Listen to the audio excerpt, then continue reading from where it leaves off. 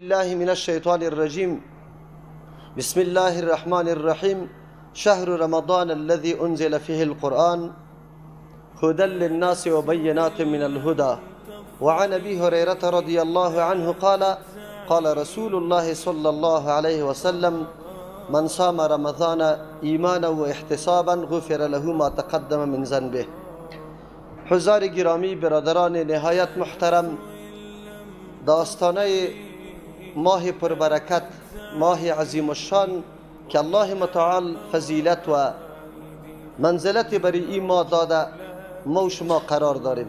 از او خاطر مناسب بود که این ماه مبارک ما چه قسم استقبال کنیم، پذیرایی کنیم مهمان عزیز الله متعال که برای سراسر منفعت ما روان کرده.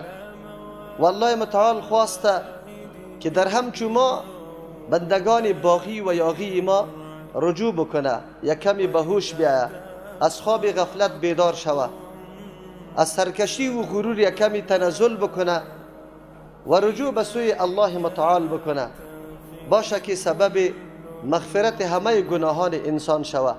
در این شک نیست که الله متعال غفور و رحیم است، اما مغفرت الله متعال اسباب و وسیله کار داره. الله متعال توسط اسباب خود بنده خود بخشش میکنه، شرط است که بنده و اسباب بشناسه.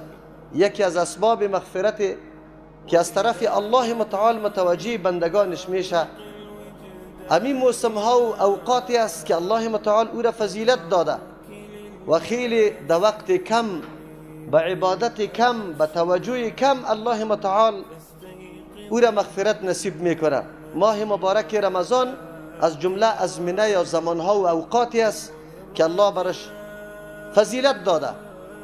شهر رمضان الذي انزل فيه القرآن، اصل چیزی که سبب فضیلت و مقام و مرتبه میشه او وحی الله متعال است، او کلام الله متعال است.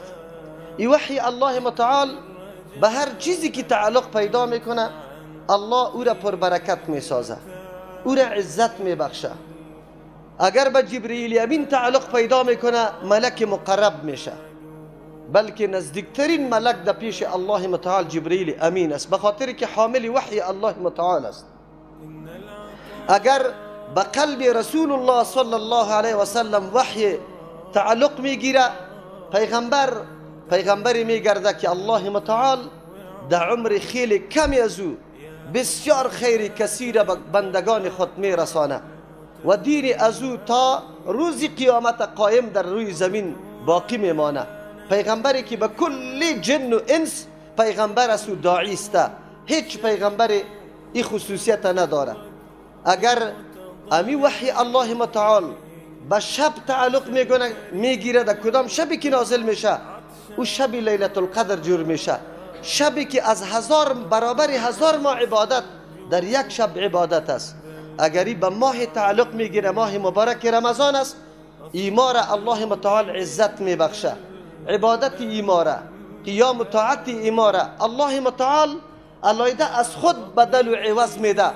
دیگه و اوقات الله متعال هر نیکی را الله 10 چند یا 700 چند زیاد میسازه.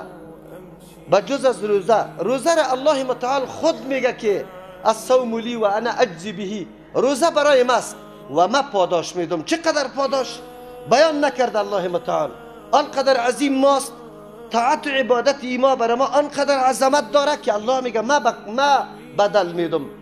از او خاطر ما مسلمان ها باید این فرصت های خیلی مهم و ارزشمند بالکل درک بکنیم، بفهمیم که اینمی اوقاتی که الله برش عزت داده چه قسم ما استقبال کنیم، از این فرصت چه قسم استفاده بکنیم. قرآن کریم اگر در مقام تعلق داره، در کدام جایی که نازل شده او جای عظمت پیدا کرده. کوی طور عظمت داره، الله قسم یاد میکنه و طور سینین. چرا قسم یاد میکنه؟ محل نزول وحی الله متعال است. مکه و مدینه اردویش مقامات و جاهای است که در اونجا نمازها و عبادت با هم فرق داره. در مکه مکرمه یک نماز برابر 1 لک نماز و در مدینه منوره یک نماز برابر 1000 نماز. به خاطر ازیست که اونجا وحی الله متعال تعلق گرفته نمیشه. بزرگا و سلفی ما چون درسی از پیغمبر یاد گرفته بود، صحابه کرام تمام حالات پیغمبر مشاهده میکرد و مطابق خواسته های پیغمبر قدم میگذاشت. سلف از صحابه یاد گرفته بود، تابعین و تبع تابعین. امام مالک رحمه الله محدث بزرگ، شخصیتی که عمر خدا و تمام وقت خدا تدریس حدیث رسول الله صلی الله علیه وسلم در مسجد نبوی میکرد و زمانی که رمضان مبارک میرسید درس حدیث بند میکرد، میگفت ماه قرآن است، ما باید تعلق خود با کتاب الله برابر کنیم. جبریل امین در هر ماه مبارک رمضان دوباره می آمد به پیغمبر صلی الله علیه و سلم گردان قرآن کریم میکرد. در آخری سالی که رسول الله وفات میکنه 2 مرتبه گردان قرآن کریم امرایش کرده. از او خاطر الله متعال در کتاب خود برای از اینکه برای ما ثابت بسازه و ما را بیدار بسازه و ما را هوشیار بسازه، متوجه بسازه، برای ما میگه شهر رمضان الذی انزل فیه القرآن. ماه مبارک رمضان او ماهی است که در او قرآن نزول پیدا کرده. او چیزی که مایه شرافت و سعادت انسانیت است، او چیزی که قانون برگزیده الهی است برای سعادت بشر، او نمو کتاب، او کتابی که او ذریعه بالا بردن مراتب انسانیت است، او کتابی که یقینا به انسانیت درس انسانیت میده، او کتاب در ما شرف نزول پیدا کرده. از او خاطر ایما را قدر و قیمتش بدانه، کتاب الله را قدر و قیمتش بدانه، ما را قدر و قیمتش بدانه. یقینا امو طور است. الحمدلله این فضل و احسان الله متعال است. یقینا که ما شکرگزاری نعمت الله را، فضل الله را به هیچ وجه کرده نمیتونیم.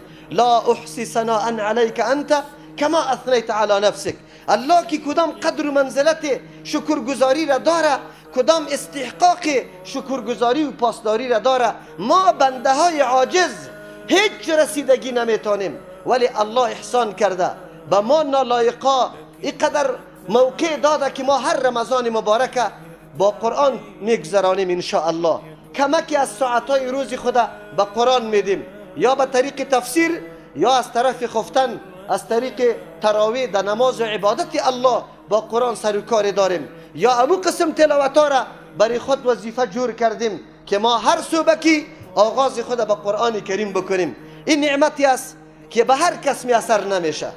هر کس که خود دمی نعمت دید بسیار شکرگزاری الله را بکنه. نعمتهای الله همونطور نیست که هر کس بگویه برای من نصیب میشه. بندگان خاصی الله است که همچون نعمتها را نصیب میشه برش.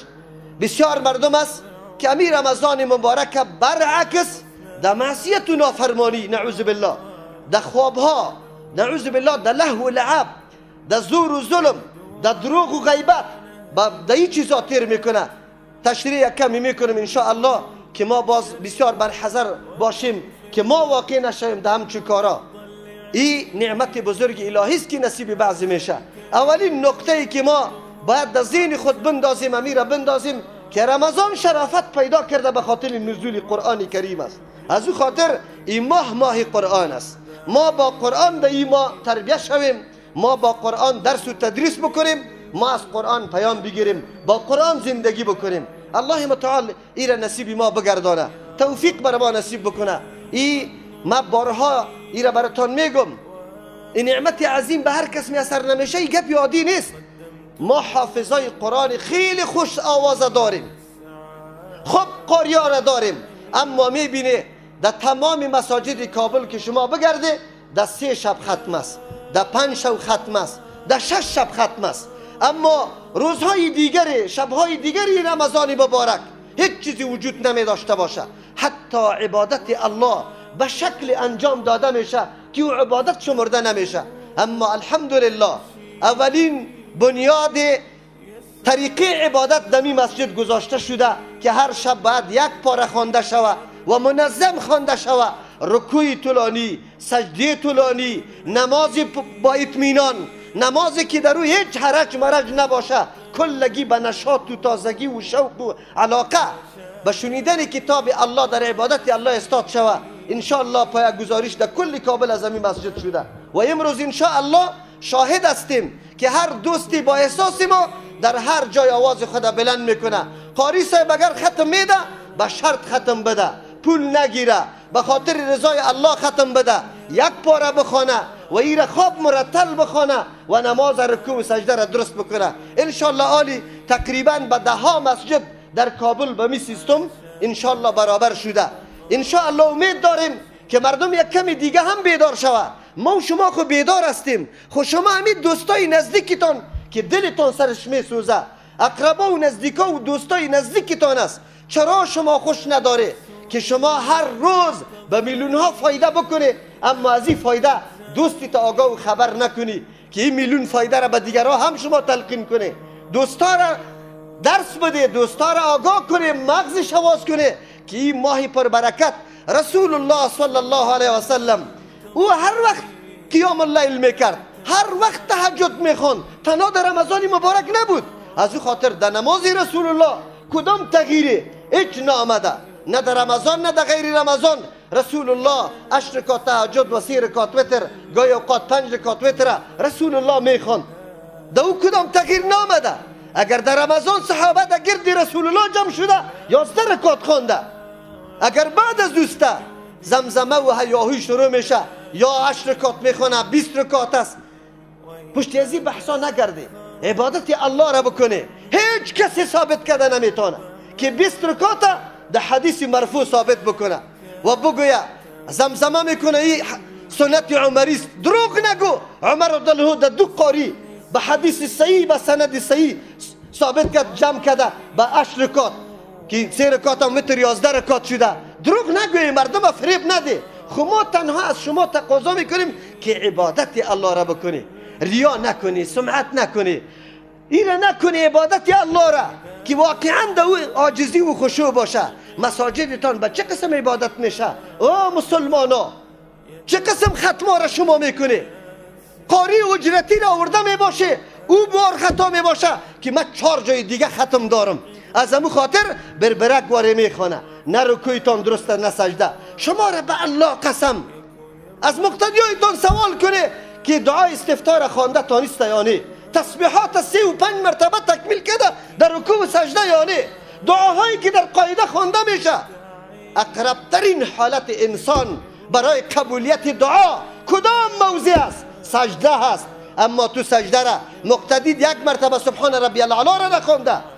بهترین موقعی که دعای انسان خوب قبول میشه آخری قاعده است. از او خاطر الله متعال به واسطه رسول خود در 2 مقام اختیار داده هر نوع دعا را انسان در سجده بکنه، هر نوع دعا را در قاعده بکنه، به خاطر که محل استجابت دعاست، موقع داده شود.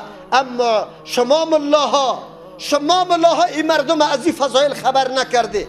از پیشت مقتدی سوال میکنه و مولوی صاحب اللهم صلی از پیشمان اللهم ربنا من، پروا نداره. و جناب مفتی از شکم خودی فتوا را در کجا دادی که پروا نداره؟ کدام وقت رسول الله همینطور نماز خوانده؟ یک صحابی، یک تابعی، یک تابعی همین قسم نماز خوانده که دعاها را نخوانده باشه؟ خود تو ملا یک روز پیش میشی. نکو فلا تخشوا الناس واخشونی، الله برات میفرماید از مردم نترس، از الله بترس. عبادت الله را توهین نکو، عبادت الله را تحقیر نکو. مردم بدانان این فرصت است، این موسم طلایی است. وقت و عمر انسان خزانه است، صندوقچه است. چه چیزا در هر روز دو میگذاری؟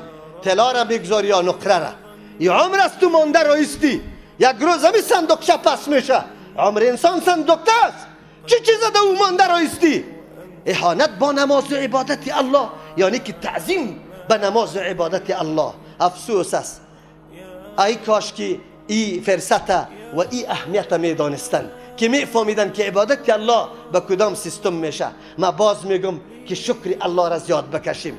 ما نالایقا را الله متعال همین قدر موقع داده که ما عبادت الله را به وجه درست بکنیم. یقینا این تقسیم الله است، به هر کس نصیب نمیشه. خب بله، اگر ما یک کمی محنت کردیم، زحمت کشیدیم، خود فهماندیم روزی رسول الله چی رقم بود، عبادت رسول الله چی رقم بود، صحابه شاگردای اول نمره رسول الله چه قسم عبادت الله را انجام داده.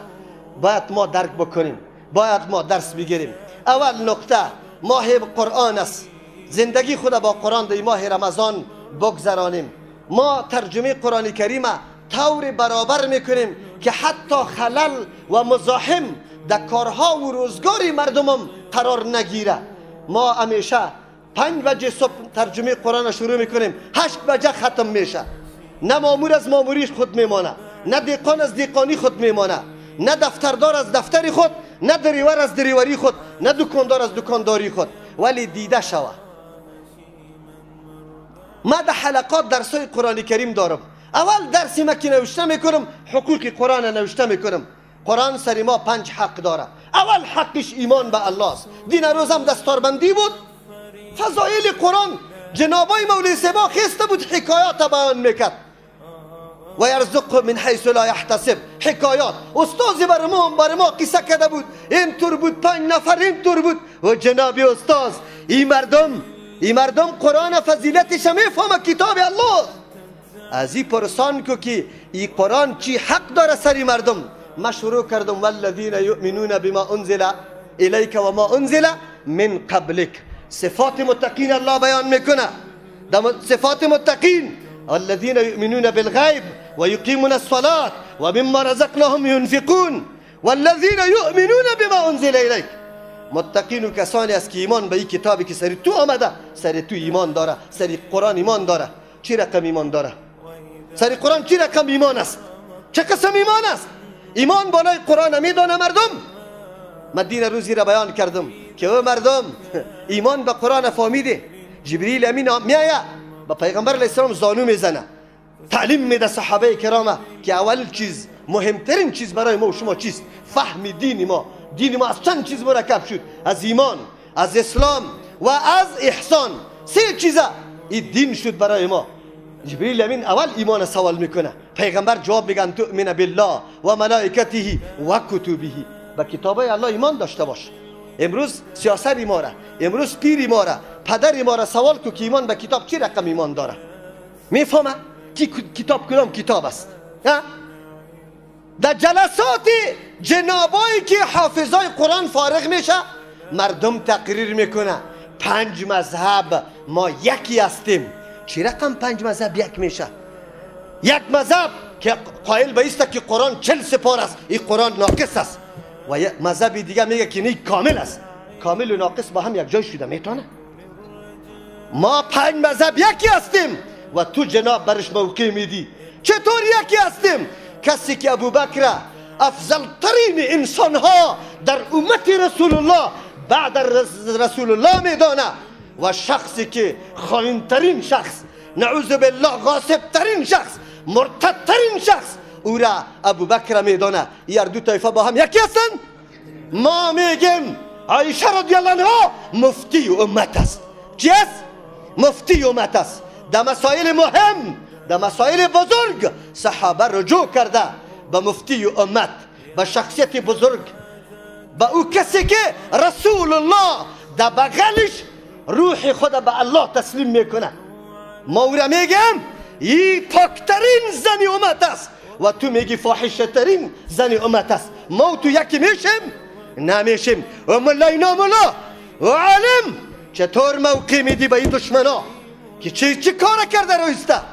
ما عقیده دارم افضل ترین مردم که ما در مورد احسانش قرار داریم صحابه کرام است رضی الله عنهم و معیار برای ایمان ماست و معیار برای عمل درست ماست. ما میگیم افضل ترین امت کیست؟ صحابه کرام. و تو عقیده داری که نعوذ بالله بدترین امت صحابه کرام است. نعوذ بالله. ما تو چطور یکی میشیم؟ قطعا یکی شده نمیتونیم. مسیر تو علایده، عقیده تو علایده، کاری تو علایده، ولی شکار کردی. ملای مرا شکار کردی، آمی مرا شکار کردی، آجی مرا شکار کردی. چطور زهره یک درو تو پاش داده رایستی، ملت گمراه کرده رایستی. امروز کلمه وهابیت که دامن میزنی تو میزنی. وهابیت چیست؟ آیا کسی ادعا کرده که ما در مذهب محمد ابن عبدالوهاب هستیم؟ کسی پیدا میشه بگویه ما خو مذهبا را رد میکنیم با جز از مذهبی کی؟ رسول الله صلی الله علیه و سلم. ما او مردم هستیم. شما دشمنا شما تخریبگر هستی که ملت تفریق افغانی کرده، ملت پاش کرده. از شبکه هایتان لعنت به کاتب وحی معاویه رضی الله عنه گفته میشه.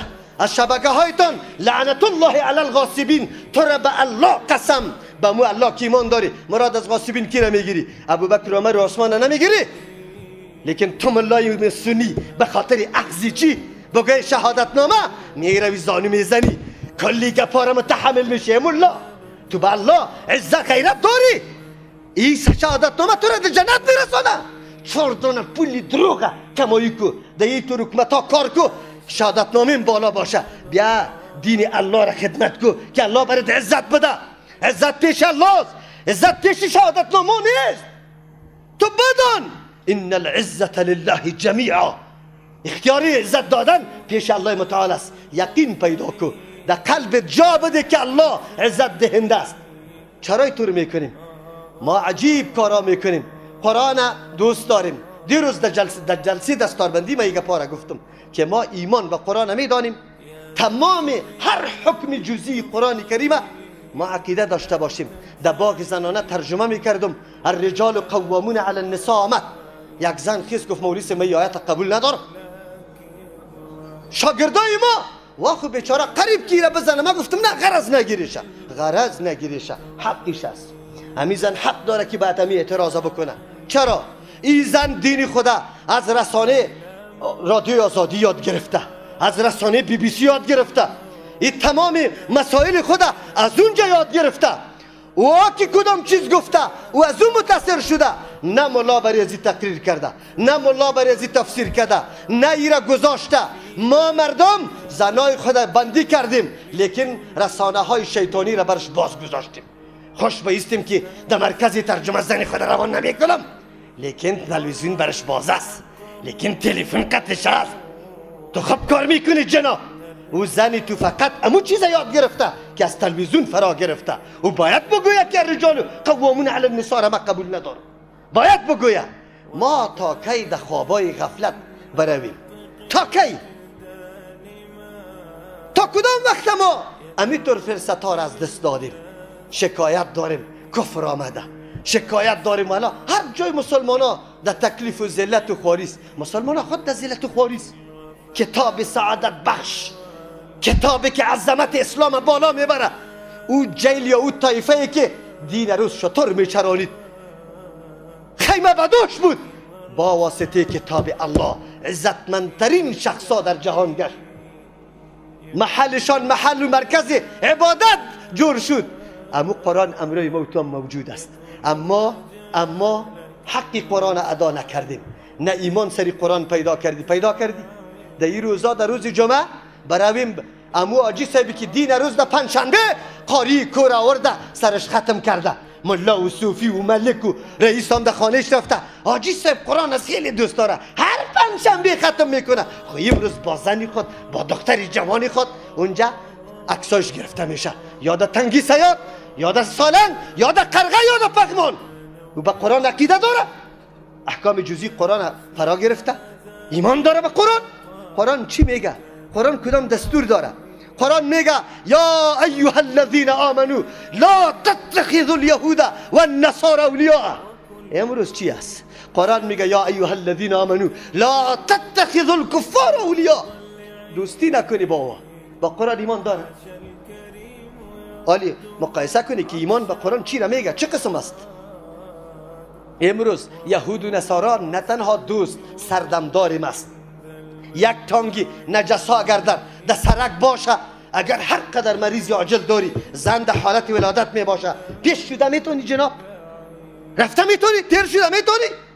نمیتونی. چرا داد میزنی؟ با قرآن ایمان داری؟ با کتاب الله ایمان داری؟ دراز نمیکنم گپه. دوستای عزیزا، این ماه پر ارزش است. وقت خدا بدیم، دوست خدا آماده کنیم برای شنیدن درس قرآن. یک دفعه قطع خود ببریم. این مسئولیتی ما توست. این ما در پیش الله متعال ذمه‌واری داریم. دوستی است، قریبی است. آماده کو بروه، آماده کو که بروه قرآن را بشنوه، کتاب الله را بشنوه. این ماه قرآن است. چند دقیقه الحمدلله الله در مال و در سرشان در اولادایشان برکت عظیم برده، از همین صمیم قلب و صدق دل برش دعا بکنه.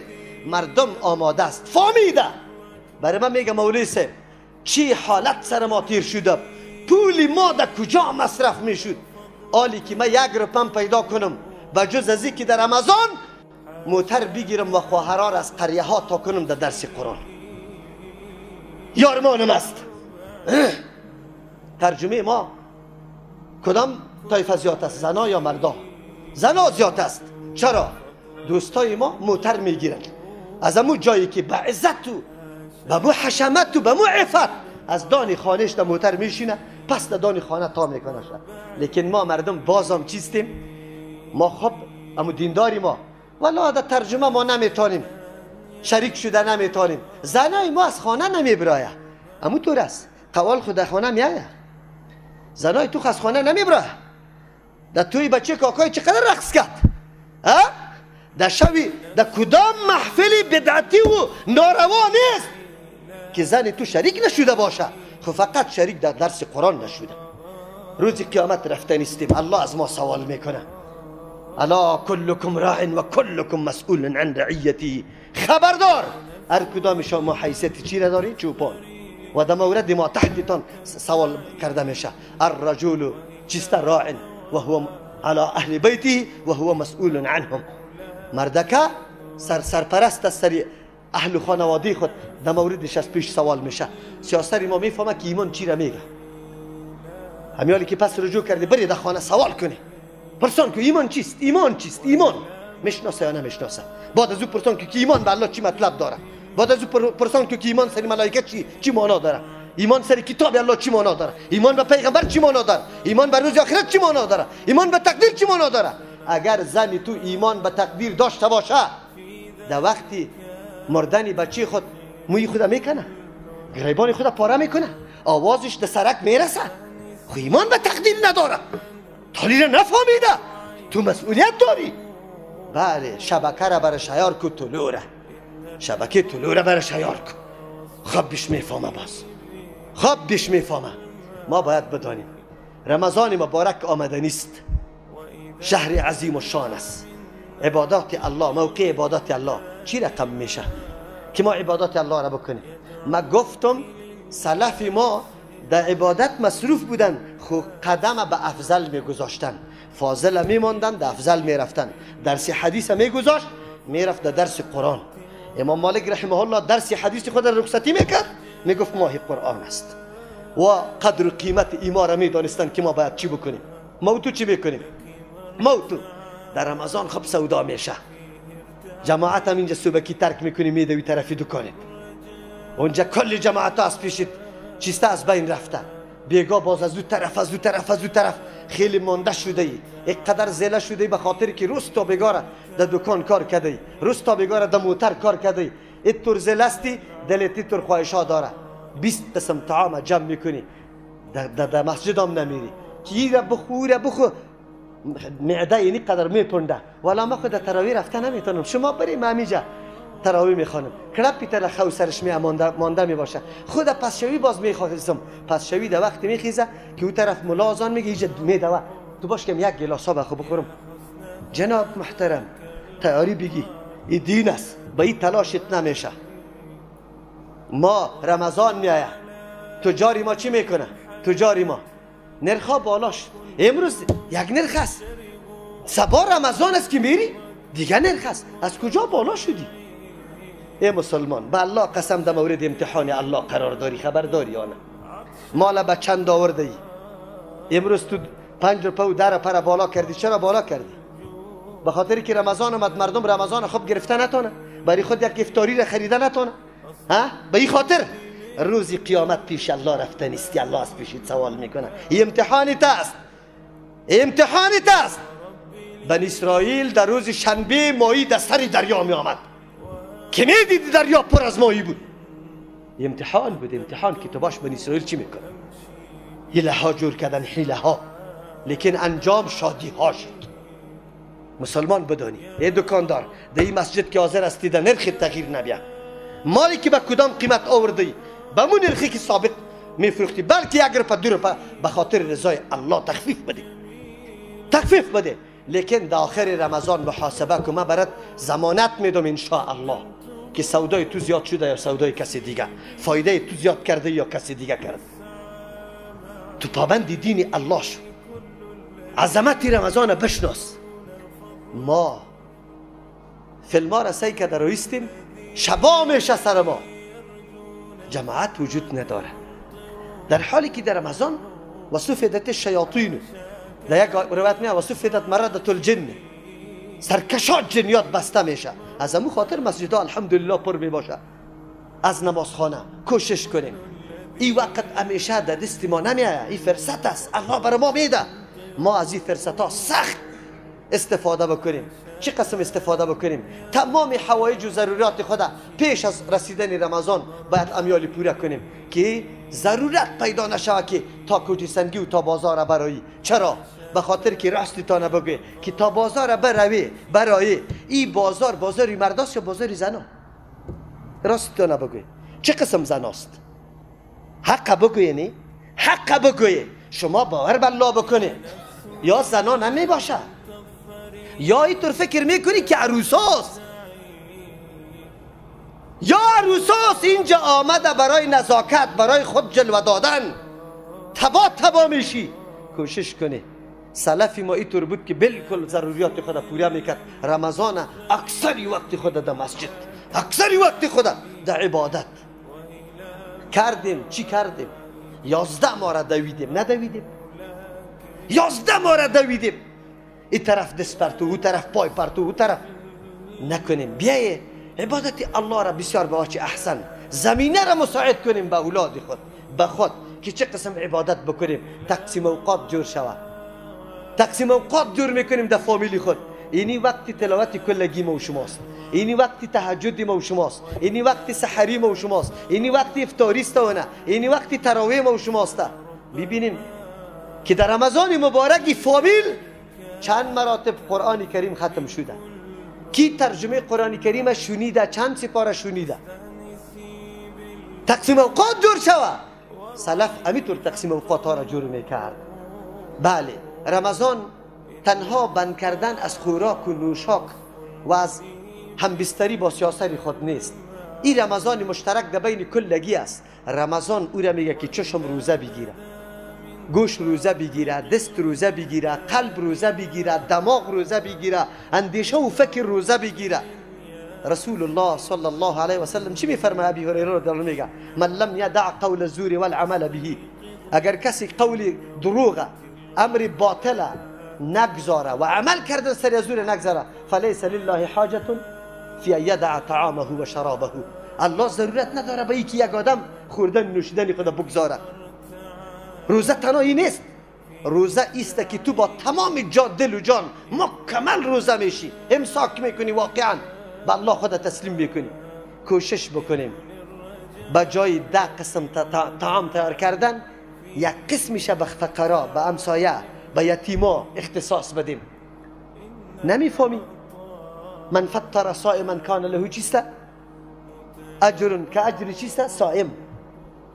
کسی که یک روزدار افطاریش برابر میکنه به مثل امو روزدار، الله برات اجر میده بدون از اینکه اجر ازو ناقص شود. نمیخوی؟ یک روز چه قسم تیر کردی، دمی گرمی چقدر سختی را متحمل شدی، به خاطری که الله ثواب بده. میفهمی که همی قدر اجری که تو روزه گرفتی، اگر یک روزدار افطاریش تیار کردی، همی قدر ثواب برات میرسه. حالی درک کردی نکته را درک کردی؟ خودت صبحکی که تا بیگاره روزه گرفتی، مشقت و تکلیف برات معلوم شد، اما میتونی همی ثواب به توسط چی؟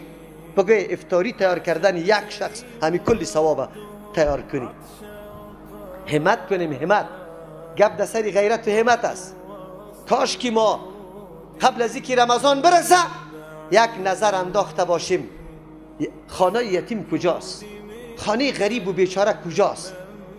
همون قسمی که یک پیپ روغن گرفتی قدیمرای 2 بوجی آرد، بیا بگو که رفت پدر و مادرم به من بسیار خدمت کرده بود، سخت سرم زحمت کشیده بود، مرا که در کدام جای رسانده امو رسانده، بیا که یک خوب ثواب من قبل از اینکه رمضان برسه برش برسانم.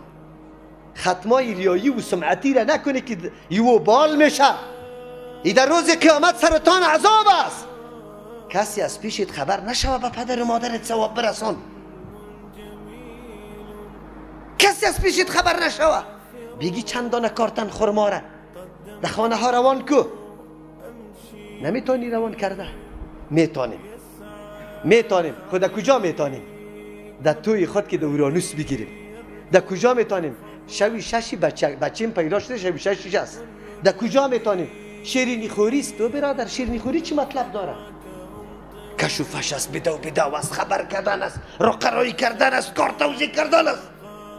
بسیار کردیم اما به درد ما نخورد. روزی که نفسم میبرایه بگوی امو بچه که تو در اورانوس برش بگوی عروسی گرفته بودی، به الله قسم اگر به درد دیدیم روز خوب بخوره.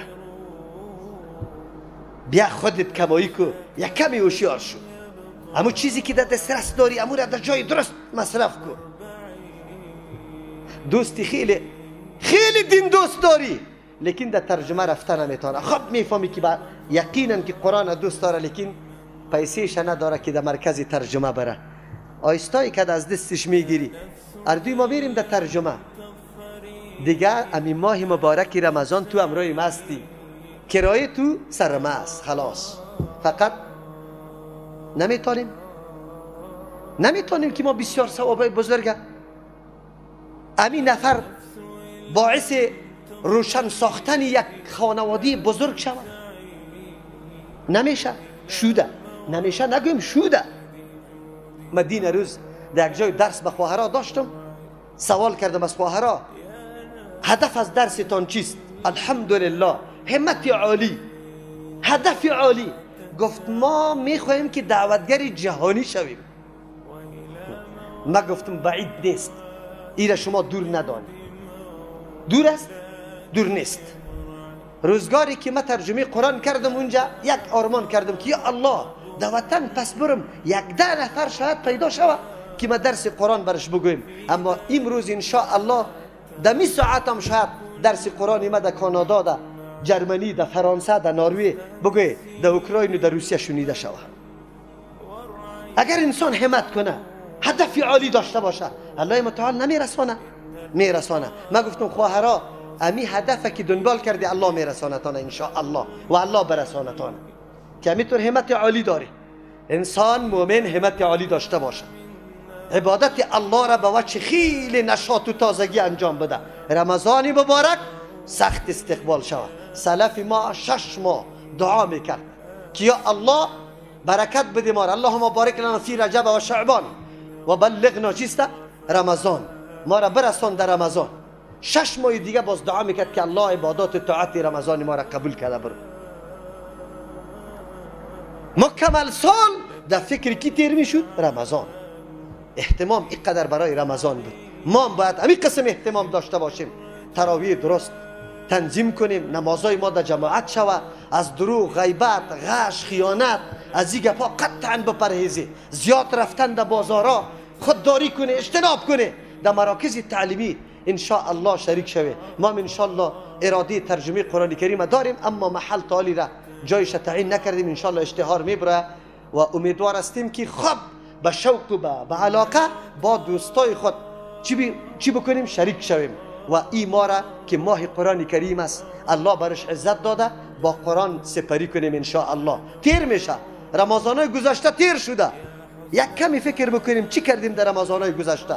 الله متعال توفیق نصیب ما بگردانه که واقعا رمضان مبارک باشه سر ما، که الله متعال سبب مغفرت گناه ها و یک دم توجه ما را طرف دین و طرف نظام خود کرده باشه و ما را واقعا مؤمن واقعی کدام هدفی که رمضان دنبال میکنه لعلکم تتقون ما صاحب تقوا جور شده باشیم. بارك الله لنا ولكم في القرآن العظيم ونفعنا وإياكم بالآيات والذكر الحكيم. أستغفر الله لي ولكم ولسائر المسلمين فاستغفروه إنه هو الغفور الرحيم.